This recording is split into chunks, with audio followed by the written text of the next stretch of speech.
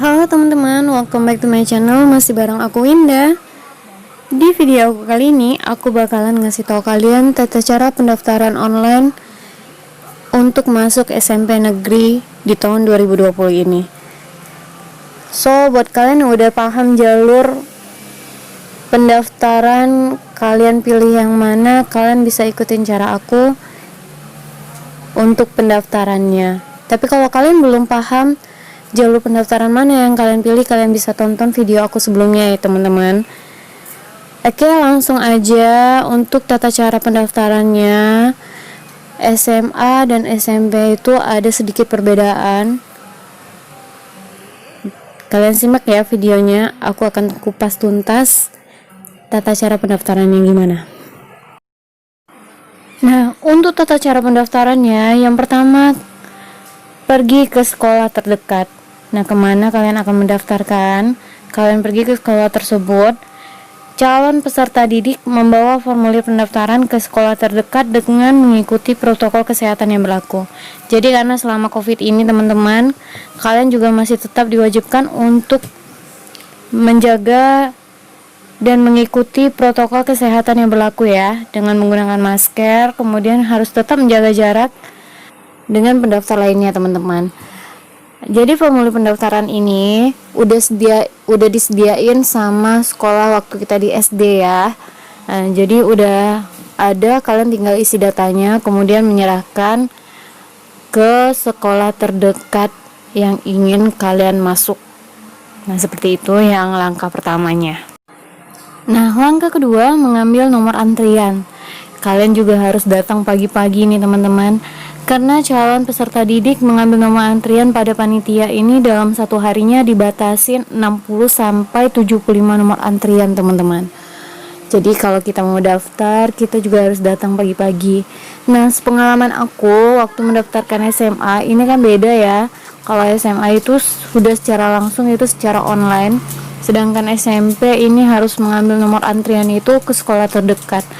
Nah, kalau menurut aku ya teman-teman, kalian bisa pantau dulu satu hari. Jadi jangan daftar di hari pertama, kalian bisa pantau dulu di mana yang memungkinkan untuk bisa masuk anak-anak kalian atau kalian sendiri peserta didik. Jadi kalian di hari pertama bisa memantau dulu bagaimana cara pelaksanaannya. Tapi kalau misalkan kalian yang tim gercep ya, gerak cepat, kalian sih nggak masalah untuk mendaftar langsung, karena nanti bisa tahu kalian di hari pertama itu udah di ranking berapa. Langkah ketiga, menyerahkan berkas pendaftaran. Jadi calon peserta didik itu membawa berkas pendaftarannya sesuai dengan syarat tiap jalur masuk dan diserahkan kepada panitia. Nah, di sini teman-teman, buat menghemat waktu, kalian harus udah ngisi formulir pendaftaran kalian itu di rumah. Jadi yang penting-penting udah diisi di rumah. Misalkan kalian ada yang nggak tahu, nanti bisa tanyakan ke panitia. Jadi kayak gitu ya. Jadi lebih mempersingkat waktu, karena nanti pastinya akan rame di sekolah tersebut ya. Untuk langkah keempat, mengukur jarak rumah ke sekolah. Jadi ini khusus untuk calon peserta didik jalur zonasi ya teman-teman. Jadi nanti calon peserta didik dan panitia itu bersama mengukur jarak rumah ke sekolah melalui aplikasi Google Map. Jadi teman-teman, buat kalian tinggal kasih tahu aja rumahnya di mana. Jadi nanti panitia ngecek di aplikasi itu udah tahu jaraknya berapa dari sekolah ya. Nah, nanti itu yang akan di-ranking berdasarkan jalur zonasi. Jadi yang semakin dekat itu kemungkinan besarnya diterima. Nah, yang kelima, entry atau input data pendaftaran CPD calon peserta didik. Nah, di sini panitia akan mengentry atau menginput data yang ada pada berkas calon peserta didik ya teman-teman. Jadi yang udah kalian lampirkan apa aja, kemudian itu nanti akan diinput oleh tim panitia. Kalian tinggal terima hasilnya aja, kalian pantau melalui aplikasi ataupun melalui website pekanbaru.siap-pbdb.com. Nah, yang keenam, pencetakan bukti pendaftaran. pencetakan bukti daftar oleh panitia ya teman-teman. Jadi panitia nanti akan mencetak 2 lembar, yang satu untuk calon peserta didik dan juga satu lagi untuk panitia sebagai berkas. Oke, ini sangat berbeda dengan pendaftaran SMA, karena kalau SMA kita yang daftar sendiri, kita yang cetak sendiri. Nah kalau yang SMP ini udah langsung dicetakin sama panitia. Nanti di situ udah ada nomor pendaftarannya.